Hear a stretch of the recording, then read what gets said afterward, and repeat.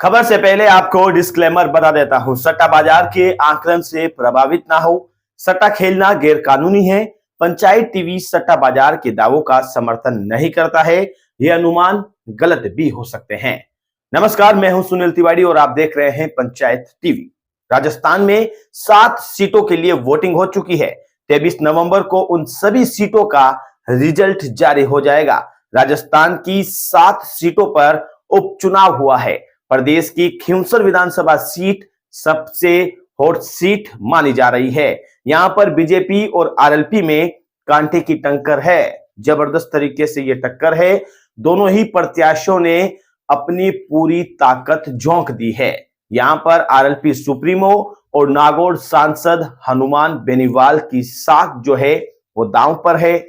खिंवसर उपचुनाव में राष्ट्रीय लोकतांत्रिक पार्टी यानी कि आरएलपी से कनिका बेनीवाल को बनाया गया प्रत्याशी। कनिका आरएलपी प्रमुख हनुमान बेनीवाल की पत्नी है। इससे पहले इस सीट से हनुमान बेनीवाल और उनके भाई नारायण बेनीवाल भी विधायक रह चुके हैं। बीजेपी ने यहां से रेवंत राम डांगा को टिकट दिया है।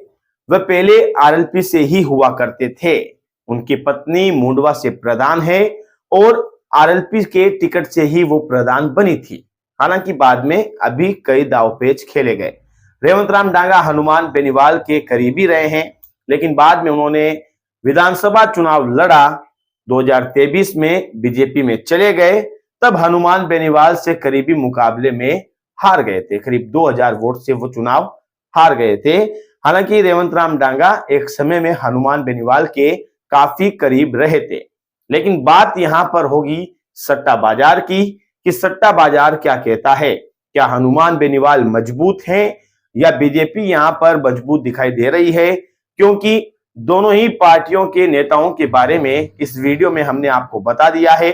कनिका बेनीवाल आरएलपी से, कांग्रेस से रतन चौधरी और बीजेपी से रेवंत राम डांगा। बात करते हैं सट्टा बाजार की।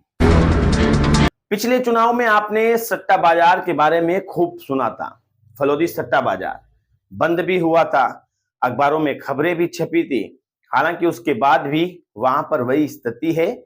वहां से कुछ ना कुछ आंकड़े निकल जाते हैं। हालांकि सट्टा बाजार का कुछ अलग ही गणित निकलता है। डिस्क्लेमर हमने आप लोगों को बता दिया है, तो ज्यादा विश्वास ना करिएगा, लेकिन जानकारी के लिए वीडियो जरूर साझा कर दिया है हमने। फलोदी सट्टा बाजार ने खिंवसर उपचुनाव के नतीजों को लेकर अपनी भविष्यवाणी कर दी है और यह भविष्यवाणी सच में चौंकाने वाली है। पहली बार ऐसा हुआ है जब फलोदी सट्टा बाजार ने चौंकाने वाली भविष्यवाणी दी है। सट्टा बाजार के जो आंकड़े हैं वो ये कह रहे हैं कि खिंवसर में इस वक्त बीजेपी 7 से 9,000 वोट से चुनाव जीत सकती है। एक आंकड़ा भी दे दिया है इस बार फलोदी सट्टा बाजार ने। हर बार भाव देते हैं, लेकिन इस बार फलोदी सट्टा बाजार का यह कहना है कि 7 से 9,000 वोटों से चुनाव जीत सकती है। यह असर मुझे लग रहा है कहीं अलग टाइप का दिख रहा है। बीजेपी प्रत्याशी रेवंत राम डांगा की जो जीत है वो 7 से 9,000 की लीड की होगी और इसी को लेकर सट्टा बाजार ने रेवंत राम डांगा के जो भाव हैं वो 30 से 40 पैसे दिए हैं। मात्र 30 से 40 पैसे। लोकसभा का चुनाव आप लोगों को याद होगा, जब हनुमान बेनीवाल ने कांग्रेस से गठबंधन किया था, उसके बाद में हनुमान बेनीवाल के भाव आए थे ये 30 से 40 पैसे, जो बड़े ही नहीं। वहीं पर रहे। ज्योति मिर्जा लास्ट मोमेंट तक मेहनत करती रही, लेकिन हनुमान बेनीवाल ने सट्टा बाजार में वही खलबली मचाई रखी और 30 से 40-50 पैसे के भाव चलते रहे और आखिर में हनुमान बेनीवाल चुनाव जीत गए थे करीब 50-60 हजार वोटों से। ऐसा ही हो सकता है या 40,000 के करीब हो सकता है। ज्यादा आंकड़ा मुझे याद नहीं है, लोकसभा का चुनाव था। लेकिन फिलहाल फलोदी सट्टा बाजार ने रेवंत राम डांगा को भी यही भाव दिए हैं, 30 से 40 पैसे। इसका मतलब यह है कि सट्टा बाजार के भाव रेवंत राम डांगा के पक्ष में है। यदि आरएलपी खिंवसर सीट हार जाती है तो यह हनुमान बेनीवाल के लिए एक बड़ा झटका होगा। सट्टा बाजार का देखिए कहा नहीं जा सकता कि किसे जिताएगा, किसे चुनाव हरवाएगा, लेकिन फिलहाल जिस तरह से सट्टा बाजार ने हनुमान बेनीवाल के भाव दिए थे और उसके बाद में हनुमान बेनीवाल चुनाव जीते थे, तो कहीं ना कहीं इस बार सट्टा बाजार रेवंत राम डांगा के भाव दे रहा है। ये सर्वे के हिसाब से दे रहा है। देखने वाली बात होगी। 23 तारीख को लाइव बने रहिएगा हमारे साथ में। पल पल की अपडेट आपको हमारे चैनल पर मिलती रहेगी।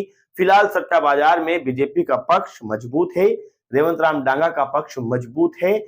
ज्योति मिर्धा जो चुनाव मैदान में उतरी थी, उनका पक्ष भी मजबूत दिखाई दे रहा है। लेकिन कनिका बेनीवाल, हनुमान बेनीवाल का पक्ष जो है इस वक्त कमजोर है।